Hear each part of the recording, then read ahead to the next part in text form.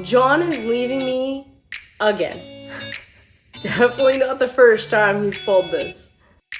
These are the things in the military that no one tells you about. Everyone talks about that in the Army, Mom. Actually, you're right.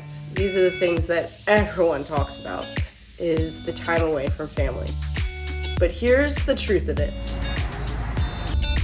I don't know about you guys. That's the last light I really want to see. All right, so we have multiple things going on in this video. One, we're gonna talk about the real hard part of military life. And at the other, we're gonna have a lot of fun. We have 24 hours before John has to head out. And instead of having him do all the things that I probably should have had him do, instead, we're gonna leave it up to Alex and Haley to choose how we spend those last 24 hours Before I have to face reality. Aloha from Hawaii. Welcome back, you beautiful people, to the wonderful islands of Oahu. If I fight, will I come to life? Calling for all your light, giving all my heart to you. Uh-oh. Right after Christmas, I got so sick.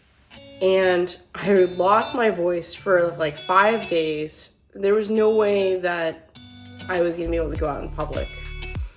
So that left 24 hours after I got better for us to go out and have some family fun before John left.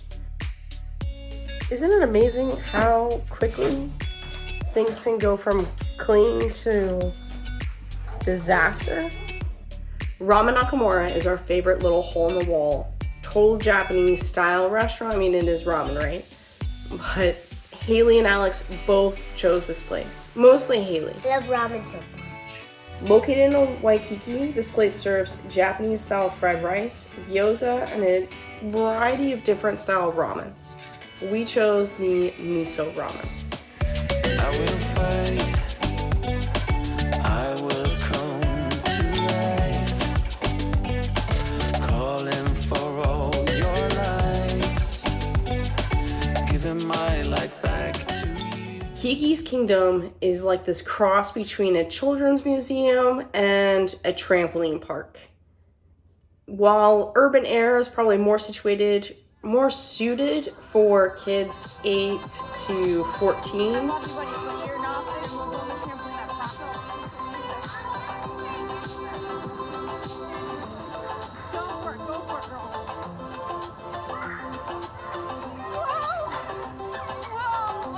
Keiki's Kingdom is probably best for kids 2 to 10.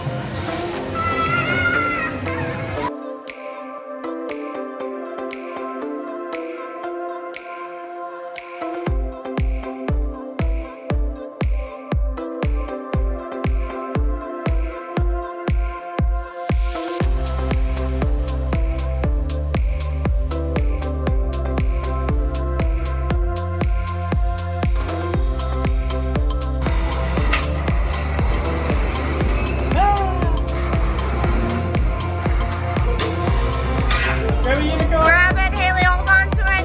Hold on to it.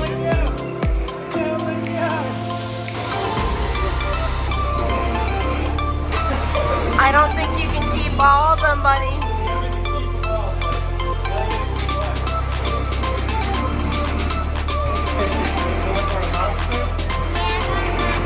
So we did this claw machine, and it was like I think an extra $15, but they got to keep the stuffy that they grabbed.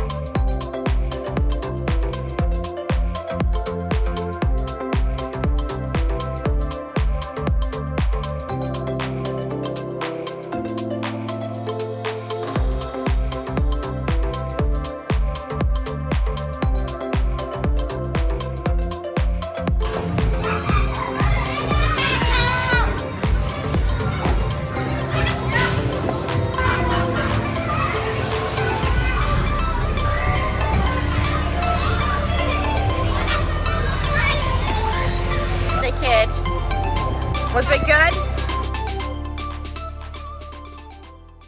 Morning, everyone. It is time to get the show on the road. I have got to get everyone up and moving. Hey, kid. Time to wake up, buddy. You gotta wake up. We gotta go drop Daddy off at the airport, bud.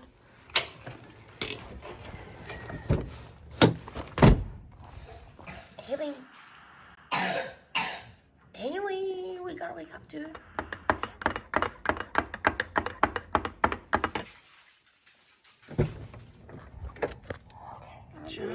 Yeah.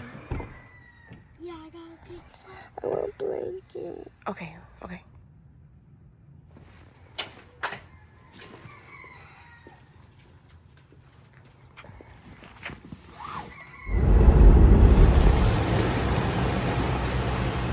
Hold on, he's gonna say goodbye. Hold on.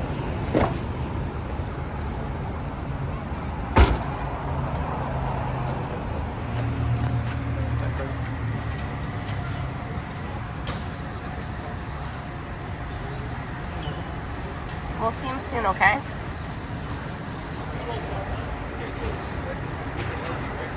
All right. Text me your stuff when you get a chance. Did you guys miss Dad? Yes. All right, buds. Hey, you ready to have some fun with your friends? Is that a yes? Haley is. Well, that's not the end to our day. So I dropped the girls off at our friend's babysitter that we use. And I am off to work. And so I'm going to pick back up in a second. But thought crossed my mind. I would not have been able to really pull a lot of this off if it wasn't for the fact that we have such amazing friends and community and Schofield Barracks. Totally would not be able to pull this off. You all know who you are. My life would not be the same without you. John has a 24-hour journey ahead of him to get to his destination. Pretty much 24 hours of flying. And saying goodbye, I'm really proud of the girls. They didn't even cry.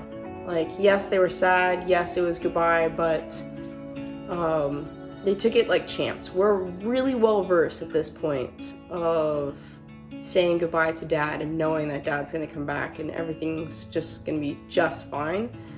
I think the first time, John and I have been married for quite some time, and when John leaves now, this is really not that bad. I believe that I can set the emotional tempo for my family is completely within my control. That's the way that I describe it, my emotional tempo for my family. And I can do that completely on my own by just choosing to not get stuck in the mental time thought warp that can happen when a service member goes away. Completely control the emotional tempo of the house, the kids. You know, if I want to have, chicken and guacamole for dinner, then that's what we're gonna have. I don't need, there's no other person in the household telling me that that's disgusting or we're not gonna do that, right? So it's, when John leaves, it's actually really not as bad.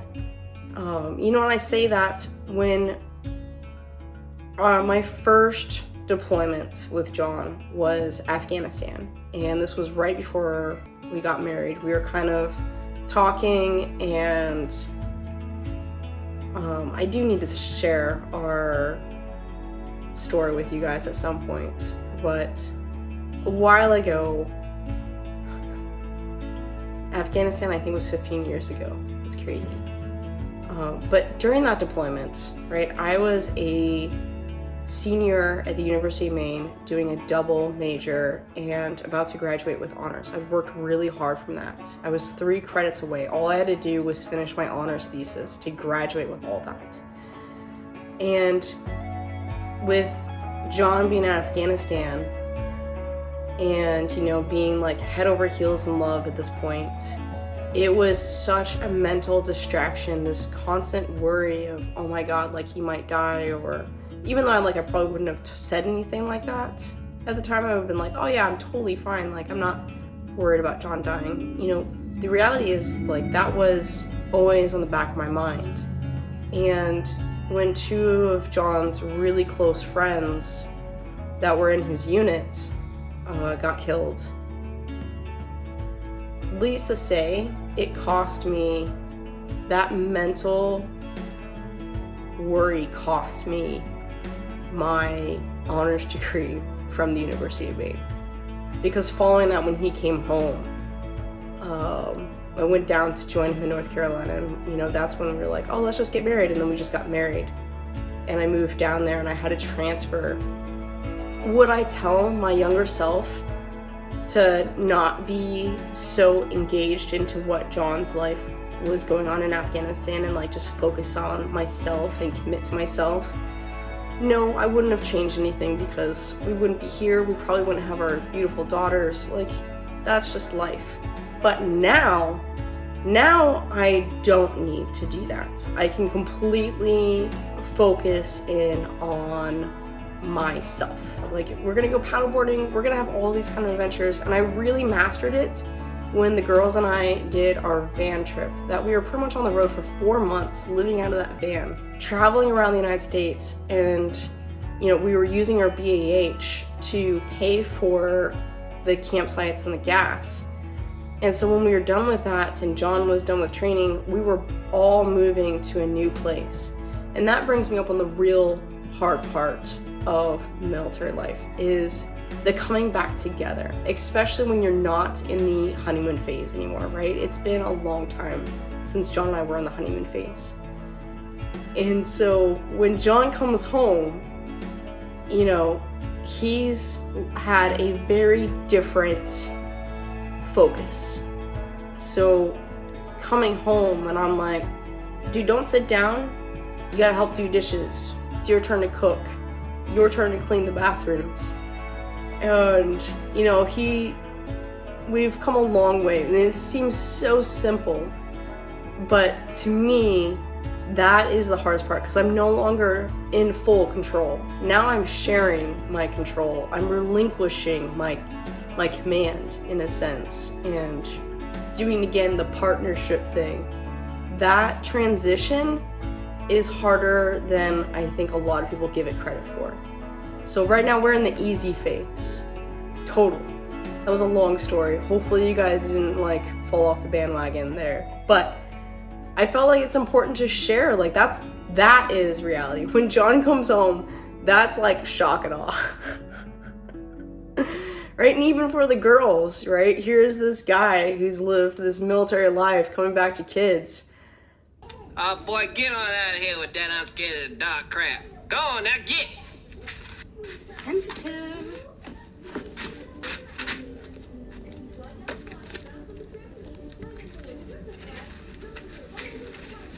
Yeah. Good morning, everyone. This is like a whole extra day later. Yesterday was so crazy in the afternoon, in a good way. It was a good way, but I was so exhausted that I just could not film that, and I had to stay really engaged for my girls. There was actually no crying. They were really good. They made like a couple like, oh, I miss dad, but they're pretty well experienced with this, right? Like they were pretty good, and every time they'd be like, oh, I miss dad, and be like, yeah, but we're gonna have our adventures. Do you remember when we went on the van trip? We got this. We're so good. And then they'd be like, yeah, we're so good. What do we do? Play games at the dinner table. And I was like, yeah, we're gonna play board games tonight. So last night I was teaching them how to play the board game of life. It was their first time we got it for Christmas. And so it was going really well. You know, they spent the day at the babysitter playing with her kids all day. We got home, and as I was making dinner, literally, I think they wanted a tablet time. And I was like, okay, like, no problem. They maybe had 10 minutes, and then the neighborhood kids were like, oh, come outside and play. And so they were like, oh, yeah. And they went outside and played where I made dinner. That's the last light I really want to see. So the truth of the matter is that this light has been on for over a week now, and I've known about it. Pretty much after doing our little paper clip trick with this guy and running it through the book, it is running lean and rich. And to do both, it's either the O2 sensor or it's a leak in the exhaust. Or it could be a couple other things, but those are your main things. I know I've tested, it's not the O2 sensors. I'm pretty certain it's a leak in the exhaust. Now, I could have had John work on this before he left, but if I had John work on this before he left, there would have been a lot less of that. So I could have had John spend that last 24 hours working on Bullseye to make sure I was good, but reality is, like, I got this. I'm completely capable of doing this and fixing this guy and maintaining this guy, right? So I won't bore you to death with working on this guy, but this is just part of life, and I would be not an honest YouTuber if I didn't show the realities of this. Is stuff like this happens when your spouse is gone. It just does. That's kind of part of the military deal too, is like the spouse really is very self-sufficient in a lot of ways, so working on Bullseye to me is not the end of the world.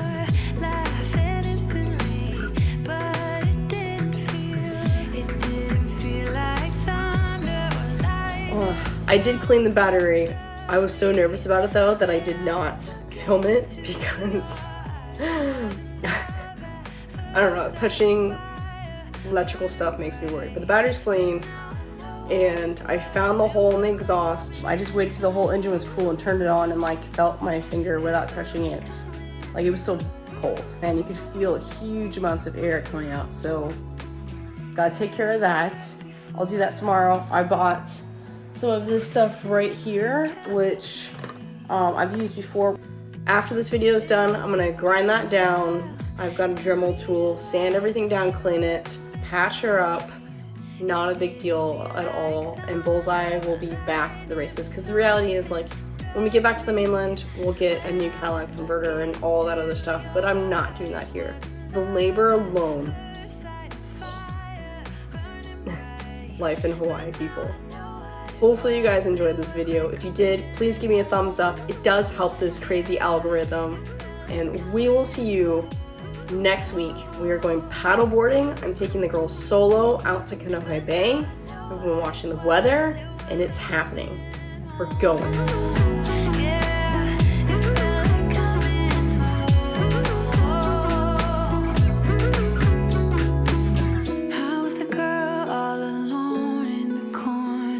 Drinking by yourself on a Saturday night.